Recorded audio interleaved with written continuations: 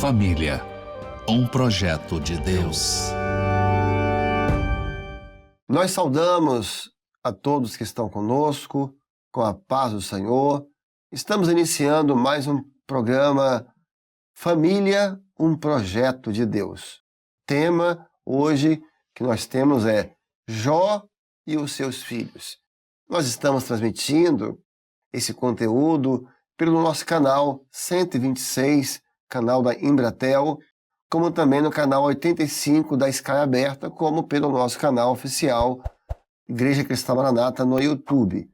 Estamos aqui hoje recebendo o pastor Guilherme, que hoje coordena a região de Marechal Floriano. Pastor Guilherme, a paz do Senhor. Paz do Senhor, pastor Marcelo, também aos ouvintes, aqueles que nos assistem. Nós saudamos a todos com a paz do Senhor Jesus. E também recebendo o pastor Helber, que é diretor da escola Eduardo Dodge. A paz do Senhor. Paz do Senhor, pastor Marcelo, paz do Senhor, pastor Guilherme, paz do Senhor, meus irmãos. Eu vou pedir que o pastor Helber possa iniciar lendo o texto base e fazendo os primeiros comentários. O texto que leremos, irmãos, está no livro de Jó, no capítulo 1, no versículo 8. E a palavra do Senhor diz assim: E disse o Senhor a Satanás: Observaste tu a meu servo Jó? Porque ninguém há na terra semelhante a ele, homem sincero e reto, temente a Deus e desviando-se do mal. O nosso assunto, irmãos, é a família de Jó, os filhos de Jó, né? E esse texto que nós lemos, irmãos, aqui, e os que nos ouvem, ele é particularmente maravilhoso porque o Senhor está caracterizando Jó. O Senhor dá as informações ao inimigo aqui das almas, quem ele era. Então, quando nós lemos isso aqui, a primeira reflexão é: o homem, ele pode até elogiar o homem, mas quando Deus fala desse jeito aqui, a repercussão, a consequência, o que significa, né, o contexto, né, o conteúdo dessas características, ele é profundo. E o que nós vamos hoje discutir aqui está relacionado à experiência desse homem, que Deus disse ser sincero. Então ele só tinha uma palavra, ele só tinha uma verdade, ele era um homem de definição reto, então ele não se desviava para ele. Ele temia o Senhor, então o Senhor falando que ele temia o Senhor. E é interessante porque essa expressão linda, né, que você leu no texto, ela volta a se repetir, porque o Senhor permite que ele venha tocar em Jó. Isso aconteceu em todos os seus bens e tudo. Depois, ele volta a estar na presença do Senhor e fala: viste meu servo Jó, sincero. Quer dizer, ele volta a repetir a mesma expressão, ou seja, Jó passou por tudo aquilo, mas Jó continuava o mesmo. Isso é uma coisa importante. Pastor Guilherme, tem um ponto nessa primeira fase da vida de Jó, nós vamos abordar mais agora, que eu acho que é muito sensível para todos nós que somos pais. Porque é muito difícil para um pai, quando ele recebe notícias, informações ruins acerca dos seus filhos. É uma coisa que mexe muito, né? Então, quando os mensageiros chegam, ou o mensageiro, na verdade, chega e fala: Jó, olha, seus filhos estavam todos reunidos na casa do mais velho, fazendo um banquete, e veio um vento veemente do deserto e bateu sobre a casa, e a casa desabou. E todos vieram a perecer. Porque nós, pais, trabalhamos muito para isso. Para que nossos filhos um dia possam ter uma casa firme no Senhor. Uma casa que venha suportar os ventos, as chuvas e as enxurradas. O quão foi difícil para Jó saber: olha, a casa dos seus filhos desabaram. Não é, Guilherme? É verdade, pastor. Quando a gente vê o comportamento de um servo, mesmo no momento de tanta dor, como é a dor de perder um filho, né? É verdade. E ele perdeu aqui todos os seus filhos de uma única vez, né? E mesmo assim, trazendo o que o pastor Heber comentou no início, como ele era um servo exemplar, e naquele momento de dor, a palavra fala que ele rasga, né, o seu manto, ele raspa sua cabeça, mas ele se lança em terra e ele adora a Deus. É verdade. Então, olha o exemplo de um pai íntegro, fiel a Deus, no momento de lágrimas, de uma dor profunda, mas ele, mesmo assim, ele se rende aos pés do Senhor. Ele não foi chorar, a palavra fala aqui, em outro local, mas ele se humilha diante de Deus e ele adora a Deus, não é? E isso, eu acho que aqui, o temor do Senhor, não é? A palavra fala assim, o temor do Senhor, a sabedoria, né? Eu preciso saber. Sabedoria. Então, você vê que é o início e é o fim. E foi onde o Jó, ele permaneceu fiel. Nessa dor, nesse lamento aqui que ele passa, mas ele temia a Deus. Ele, em momento algum, desde o início do livro até o final, ele teve seus momentos de fraqueza, mas ele temia a Deus. E aqui os filhos puderam compreender, ele pôde compreender o que era agora perder um filho, não é? Mas não perdeu o temor a Deus. E veja, né, Helbs, que havia ali um talvez acerca dos filhos. Sim. Porque olha a oração que ele faz pelos meninos, ele fala assim, porventura, talvez, Né? acaso. Lógico que é verdade que esse talvez é inerente à própria natureza humana, mas aqui se refere aos filhos, ou seja, havia ali um talvez, um acaso, mas havia por trás dessa incerteza dos meninos um pai que estava em oração. Eles se reuniam, né? A Bíblia fala que eles se reuniam para festejar, né, dentro de um contexto que não tem muitos detalhes, mas o pai era uma festa deles, né? Então o pai ficava na casa e eles iam para as suas festas.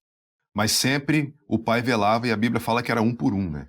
Isso é interessante. Ele dava ele prestava o sacrifício filho por filho, né?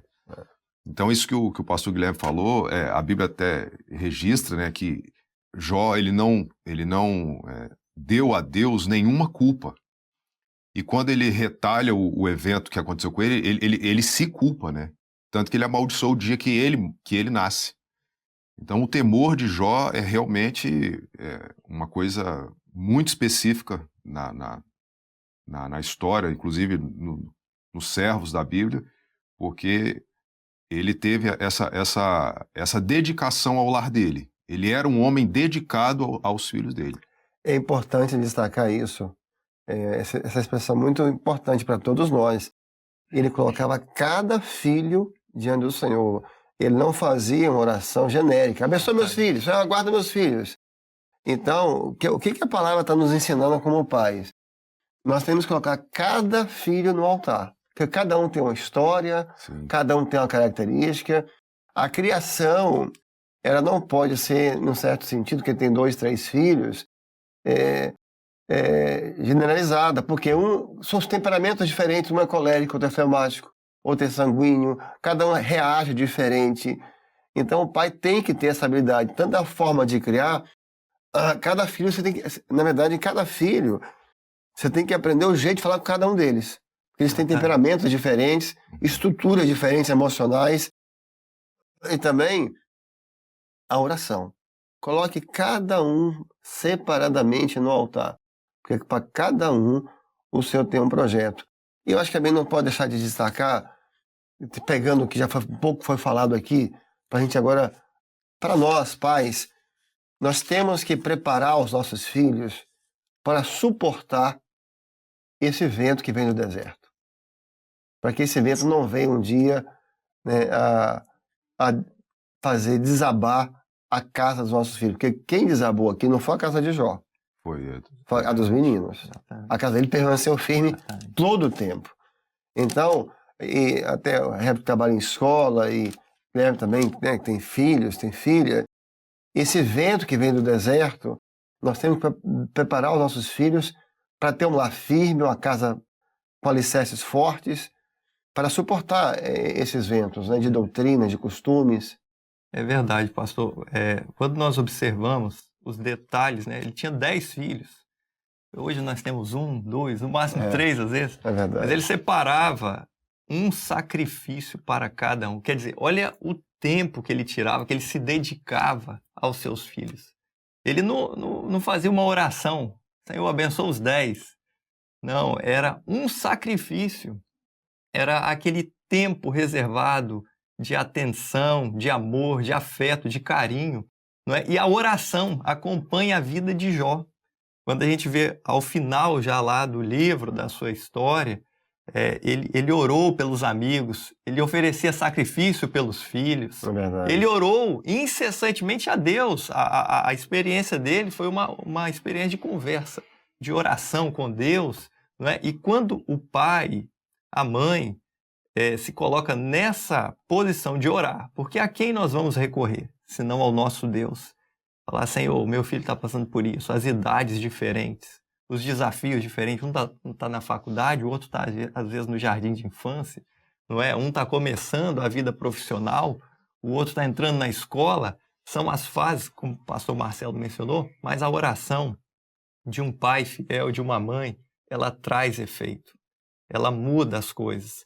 E nós vemos isso na história de Jó, né? Os seus filhos, 10 filhos, mas ele se manteve na posição, né? Apesar dos ventos, né? Um detalhe interessante que o vento às vezes ele sopra mais forte, mais fraco, mas o vento sempre está soprando.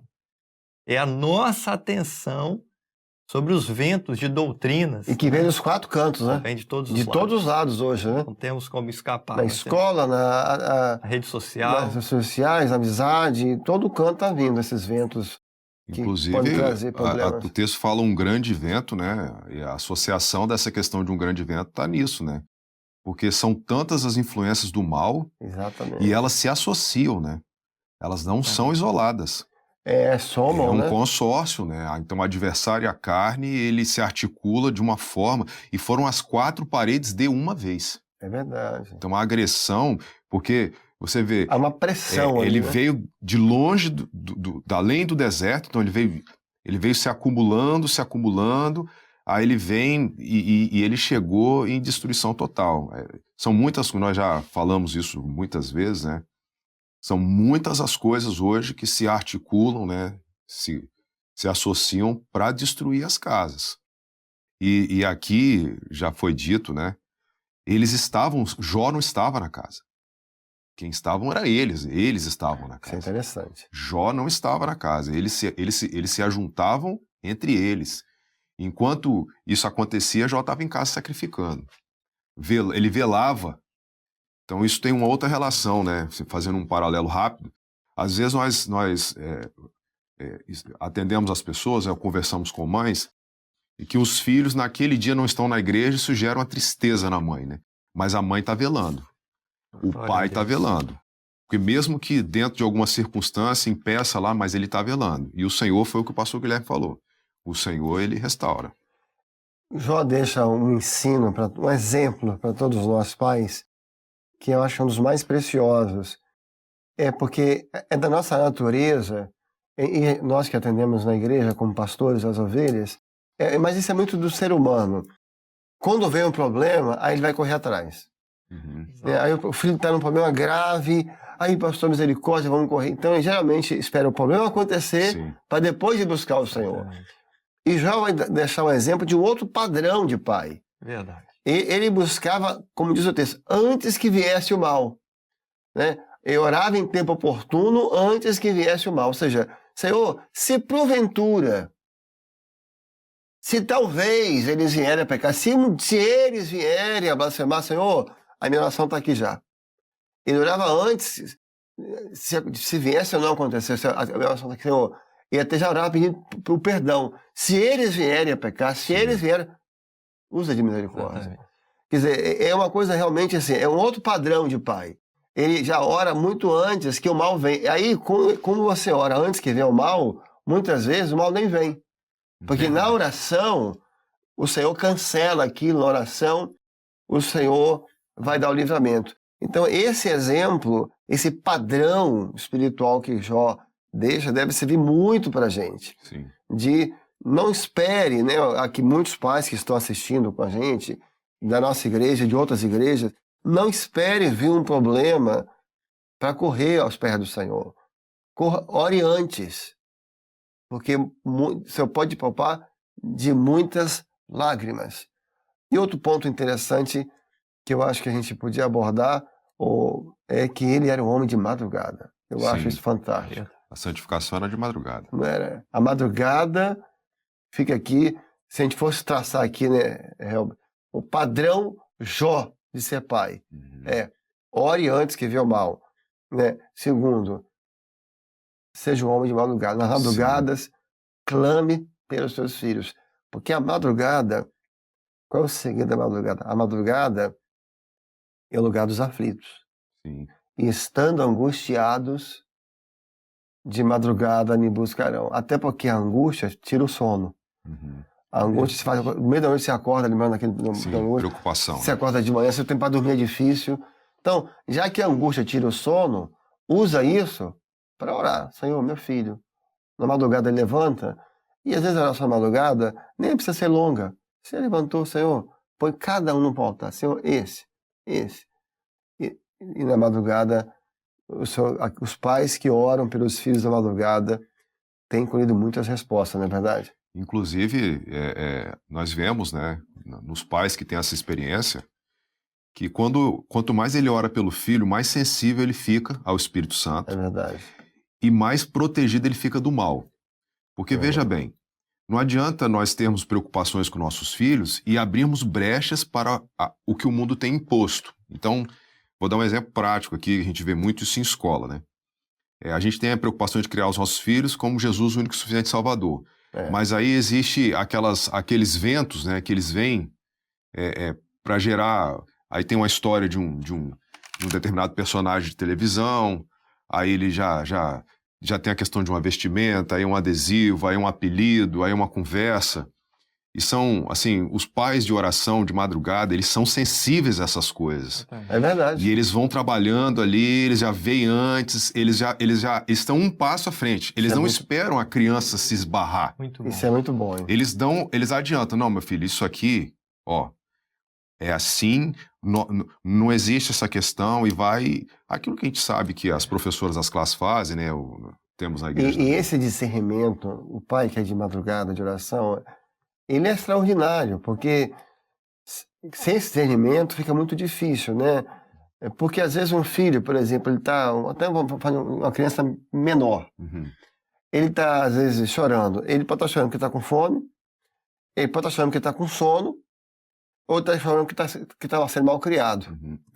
Então, se você não tiver capacidade de discernir, né, o menino se jogou no chão, lá está esparramado no chão, e às vezes é só sono. Você não precisa brigar com esse menino, pode ir para dormir. Agora, às vezes, ele está sendo mal criado.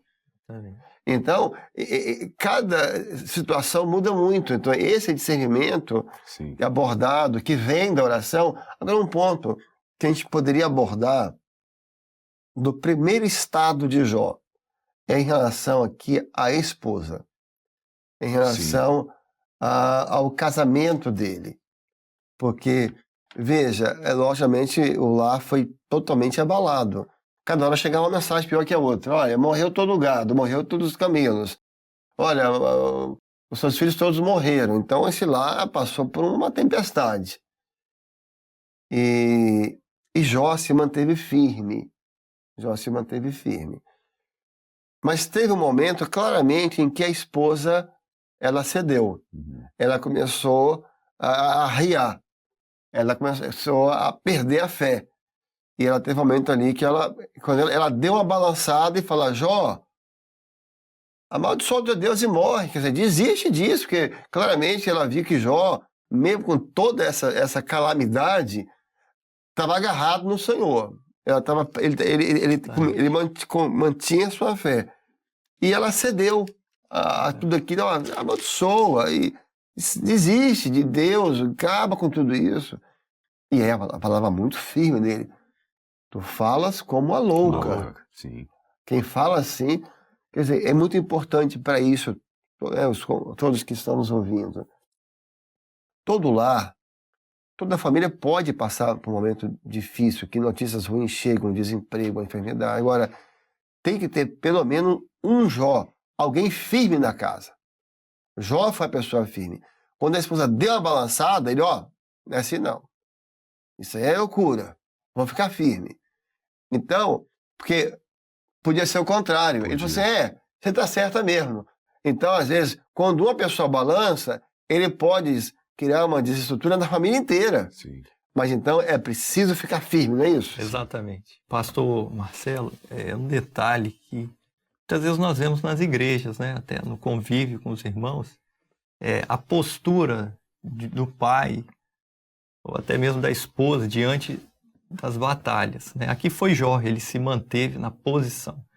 E às vezes a gente sempre fala assim, olha, você é uma coluna dentro do seu lar. E Jó era uma coluna dentro do lar dele. Ele era uma coluna. Então, isso definiu o resultado final da vida daquela família. Se ele toma uma atitude equivocada, uma família seria totalmente aniquilada ali. Mas ele era um servo. Tem um ponto nesse texto aqui, né, que o Senhor, ele fala assim, olha, você vai lá e pode pegar tudo. Você toca em tudo. A vida dele, não. A vida é do Senhor. O homem, tanto o inimigo, jamais. O domínio da vida é de Deus. Deus é o dono da vida. A saída da morte está no sacrifício, então, na vida não toca. E quando o homem e a mulher, a criação da mulher e o homem, eles têm uma conexão de serem uma única carne quando casam. Muito bom, hein? Então a vida do lar não sai. Porque eles são uma coisa só. O inimigo não ia fazer isso. Então, isso que o senhor falou, pastor Marcelo, e o que o pastor Guilherme disse, irmãos, isso é fundamental para nós.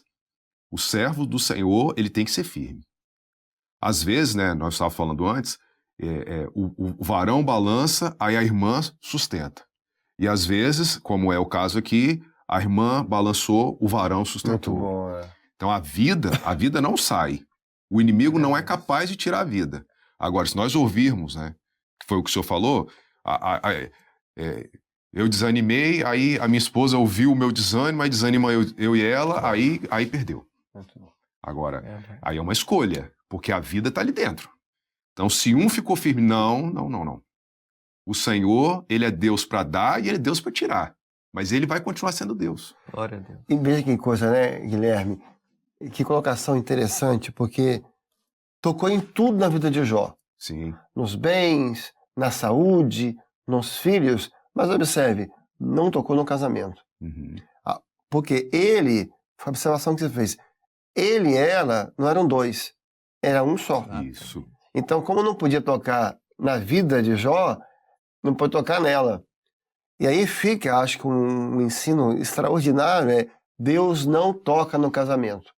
Deus tratou em tudo. E nós vamos ver a mesma coisa em Adão e Eva. Sim. Quando Adão peca, ele perdeu tudo, perdeu a eternidade. Quem perde a eternidade perde tudo.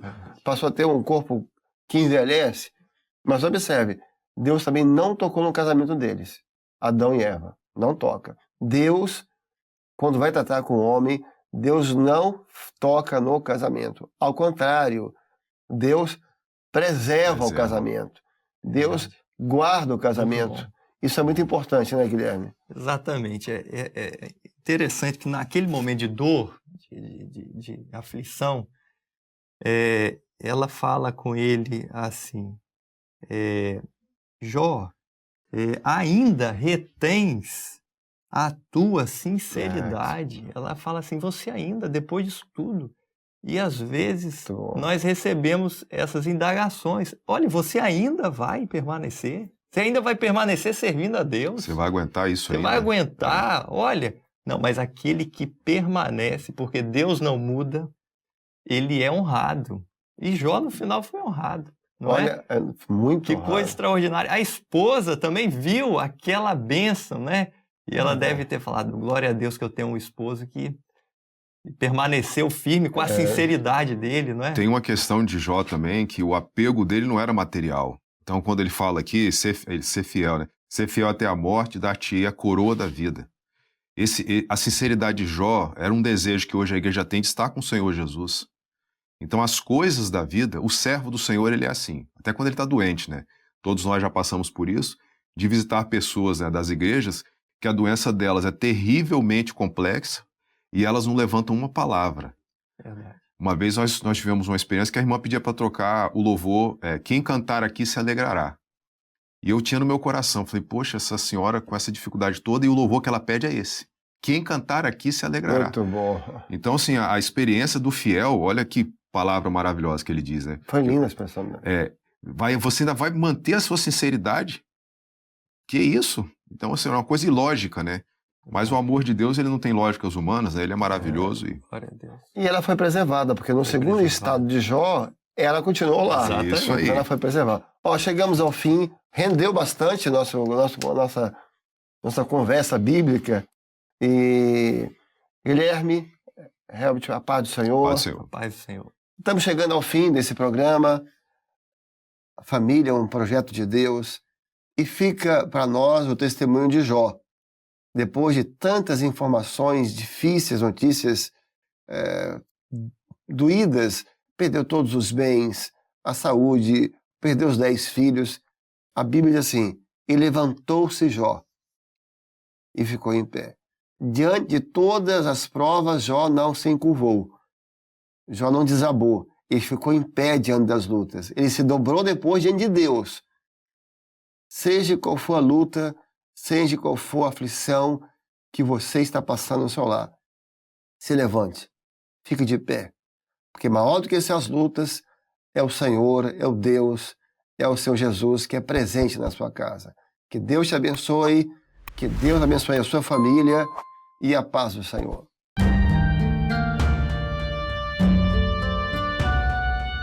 Família, um projeto de Deus.